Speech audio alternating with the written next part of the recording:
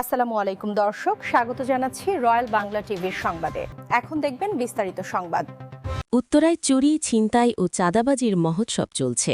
উত্তরা ১৫ নং সেক্টরের বালুর মাঠে নিয়ন্ত্রণ করে ছিনতাইকারী, চাঁদাবাজ যুব ও স্বাধীন। তাদের অত্যাচারে স্থানীয় লোকজন অতিষ্ঠ। ক্ষুদ্র ব্যবসায়ী থেকে শুরু করে ফুটপাত, ভাঙ্গারি ব্যবসায়ী কেউই নিস্তার পাচ্ছে না তাদের হাত থেকে। সর্বশেষ ভাঙ্গারি দোকানের মালিক কামাল হোসেন ও তার স্ত্রীর ওপর হামলা করে হাত পা ভেঙে দেয় এবং প্রায় লক্ষাধিক টাকা ও মোবাইল লুট করে নিয়ে যায়। এই ঘটনায় জনমনে আতঙ্ক ছড়িয়ে পড়ে। তারা থানায় মামলা করতে গেলেও পুলিশের সহযোগিতা পায়নি। এই মুহূর্তে তারা প্রাণের ভয়ে পালিয়ে বেড়াচ্ছে। এ বিষয়ে ভুক্তভোগীদের কাছে জানতে চাইলে তারা জানান, পুলিশ প্রশাসন তাদেরকে কোনো রকম সহযোগিতা করেনি। রিপোর্ট করেন চৌধুরী আসিফ ইকবাল। আমার নাম মোহাম্মদ কামাল হোসেন। বাঙালি ব্যবসা করি বহুদিন ধরে। এই গরিব মানুষের পোলাফান করে খাই। কিছু সন্ত্রাস আইসে আমাদের টাকা দাবি করে, দেওয়ার পরও মনে করেন কিছু মাল আসলে মালটা ধরে আটকাই নিয়ে যায়, টাকা দাবি করে, লুট আবার গাইছে মারাধরা করে, না দিতে পারলে চরমভাবে অবমানীয় করে। আমাকে মেয়ে থাকে মানে নানা কথা কয়। তো এবার আমি কিছু মাল বেচছি, প্রায় মনে করেন 4টার মধ্যে মাল বেশি গুছায় রাখি, দাঁতন নিয়ে আসি। এই টাকাটা আনছি, ওরা হয়তো কোনো জানে আইসেই মনে করেন আমারে মনে করেন 5,000 টাকা চাইছে। আমি কইছি আমাদের এত নাই। তো একটা মাল আইছে, মালের সাথে ওই লোকরাও মারছে, আমারও মারছে, মালের টাকা এনেছে, মাল এনেছে, আবার আমার ডুইকে আমার ক্যাশ ব্যাংকে টাকা নিয়ে গেছে, আমার বউর মোবাইল নিয়ে গেছে, আমার বউরে মারছে, আর আমার জিনিসপত্র ভেঙে ফেলেছে। স্যার ক্ষয়ক্ষতি বলতে কি, আমার 1,58,000 টাকা এনেছে, আবার আপনার ঘর বাড়ি ভাঙছে, আবার পিস্তল আইনা আমার বলে যদি দেখে না যাইস, ওই পাশের বাড়ি দখল করছে, এটার পাশে যদি না যাই ওটাও দখল এটাও দখল, আর তোকে মেরে ফেলাবো কেউ তো কিছু করলে। একটা পিস্তল নিয়ে যে ছোটো, মোটামুটি ভালোই বড় সড়ো আছে। এটা নাম বলা যাবে না। যুব আর এর সাথে আছে মানে যুবর সাথে একটা যুবর চিনি, আর যারা আছে তাকে নাম জানি না।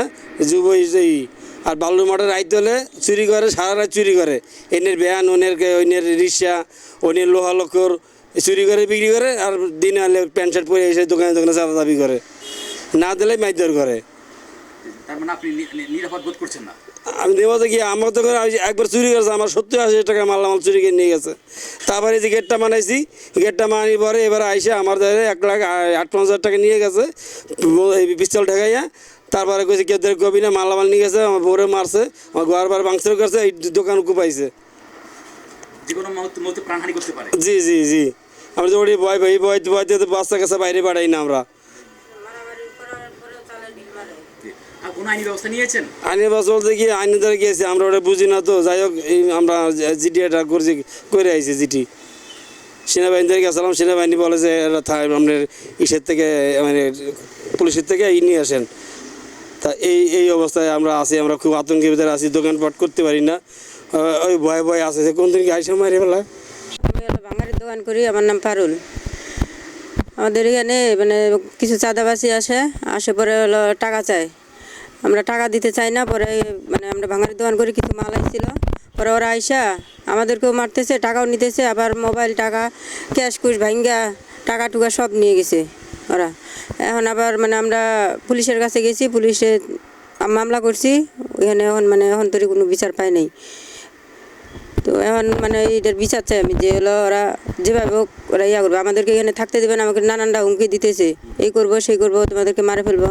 আমার জামাইয়ের নাম হলো কামাল, কয় কামাল তোরে মাইরা লাবো, তোরে খায় লাবো, তুই এখানে দেখি তুই কেমন করে থাকিস। পাশের বাসাটা দখল করছে, এখানে এইটাও দখল করবে। তারপরে মানে অনেক ধরনের কথা বলতেছে। পরে এখনও চালের উপরে এসে ঢিল মারে। আজকে মানে 4 দিন না 5 দিন হলো চালের উপরে ঢিল মারে। আমরা মানে কিছু বলতে গেলে আমাদেরকে উল্টা হুমকি দেয় যে তোরা এখানে কেমনে থাকি আমরা দেখবো।